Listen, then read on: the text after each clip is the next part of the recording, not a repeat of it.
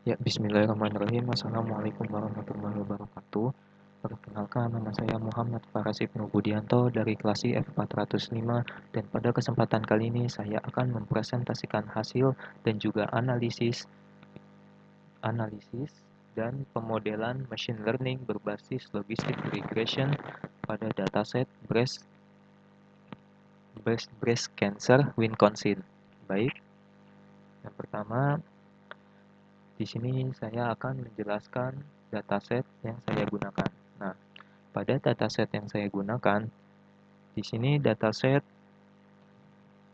mempunyai atau memiliki sebanyak 569 data sampel.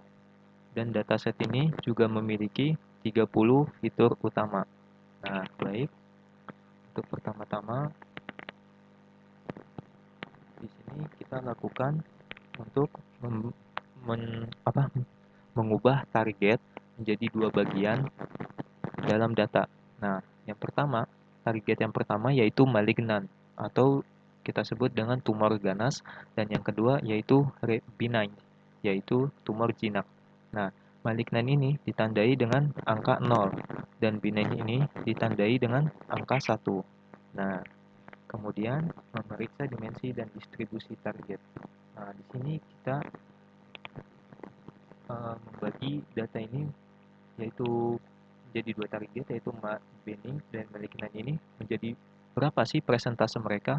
Nah, di sini angka 1 yaitu benign tumor jinak itu mendapatkan angka 62,7%.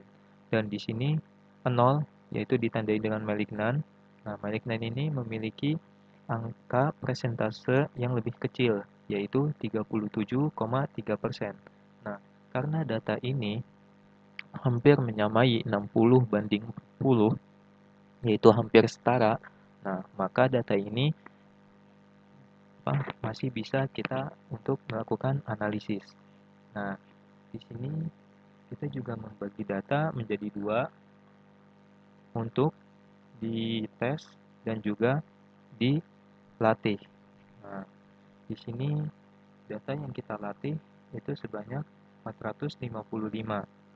Nah, dan jumlah data yang akan kita tes itu ada sebanyak 114 baris. Nah, kemudian di sini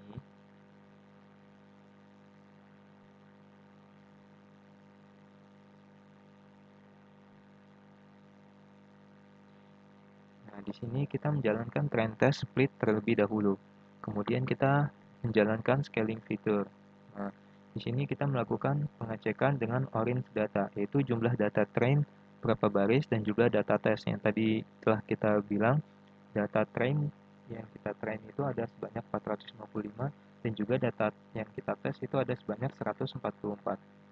Nah, kemudian langkah ketiga, from Skylon, oke. Ini kita melakukan inisiasi dan fit model serta memprediksi pada test set. Nah, kemudian di sini kita menampilkan koefisien fitur. Nah, di sini kita akan mengeprint. Nah, kita di sini akan mengetahui apa sih fitur-fitur yang sangat berpengaruh dalam logistic regression.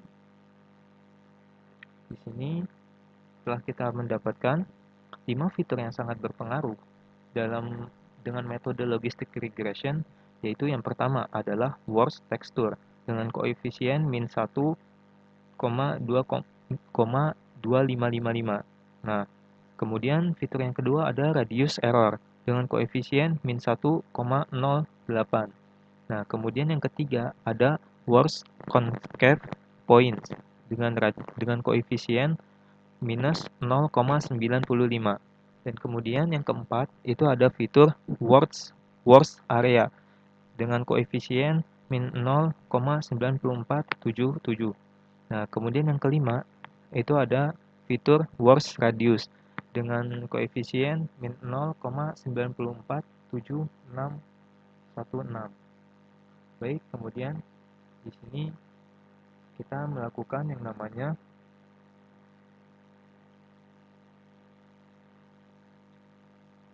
di sini di langkah keempat yang pertama kita lakukan adalah menginisialisasi dengan fit model. Nah, di sini kita akan melakukan dengan model tree atau pohon.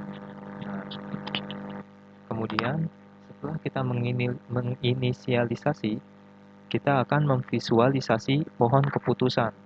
Nah,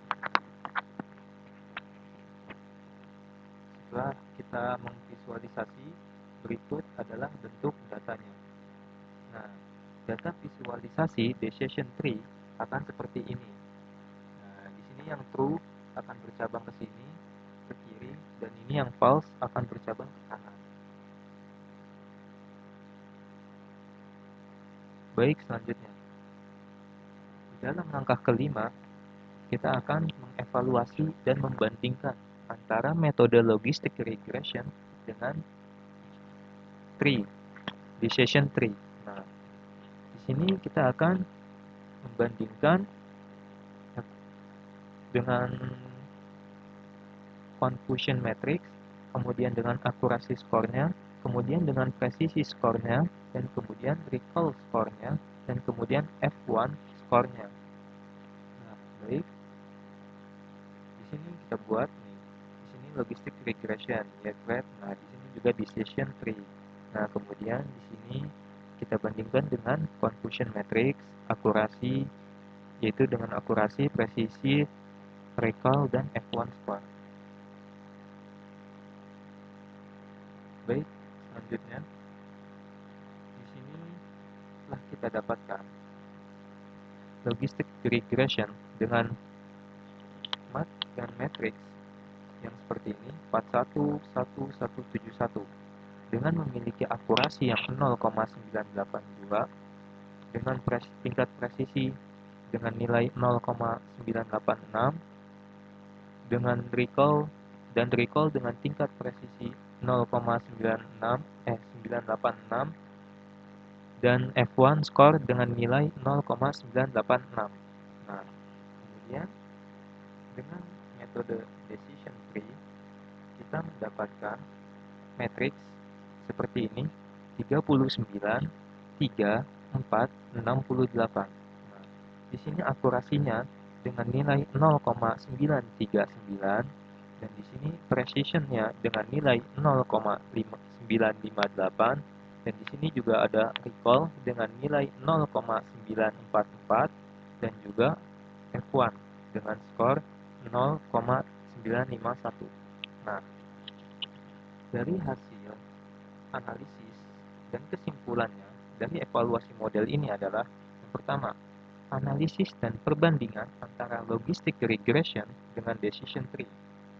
Logistic regression di sini bisa kita lihat dapat nilai recall yang lebih besar. Nih di sini. Nah, di sini recall-nya. Logistic regression memiliki recall yang lebih besar dengan nilai 0,986% ketimbang dengan decision tree yang bernilai 0,944%. Nah,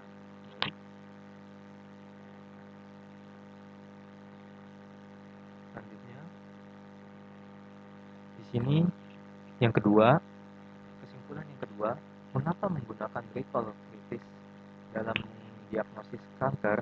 Nah, yang pertama, dalam kasus diagnosis kanker payudara, false negatif adalah kondisi di mana pasien yang sebenarnya menderita kanker ganas, yaitu malignant, malah diprediksi jinak, yaitu benign. Nah, kemudian sebaliknya, false positif, yaitu FP, yaitu pasien sehat yang dikira menderita kanker, akan menyebabkan pada pemeriksaan susulan untuk konfirmasi ulang. Nah, maka dari itu, kita kita akan memprioritaskan recall setinggi mungkin untuk meminimalkan keterlewatan kasus pada FN atau false negatif, yaitu pasien yang menderita kanker. Baik, kesimpulan yang ketiga, perbedaan performa dari kedua model. Nah, setelah kita bandingkan, yang pertama, logistic regression itu menunjukkan performa yang sangat seimbang. Bisa kita lihat yang tadi. Nah, logistic regression itu menunjukkan performa yang sangat seimbang dan tinggi pada seluruh metrik, akurasi, presisi, recall, dan juga F1 score. Nah, setelah dilakukannya proses, nah, nilai ini kita dapatkan setelah dilakukannya proses standar scaling. Decision tree memberikan performa yang baik serta memiliki keunggulan berupa kemudahan interpretasi, yaitu dapat memvisualisasi data menjadi flowchart, aturan if-else. Nah, namun performanya sangat bergantung pada pengaturan kedalaman maksimum, yaitu max depth, agar tidak mengalami overfitting. Baik, sekian dari saya. Itu saja yang ingin saya sampaikan. Assalamualaikum warahmatullahi wabarakatuh.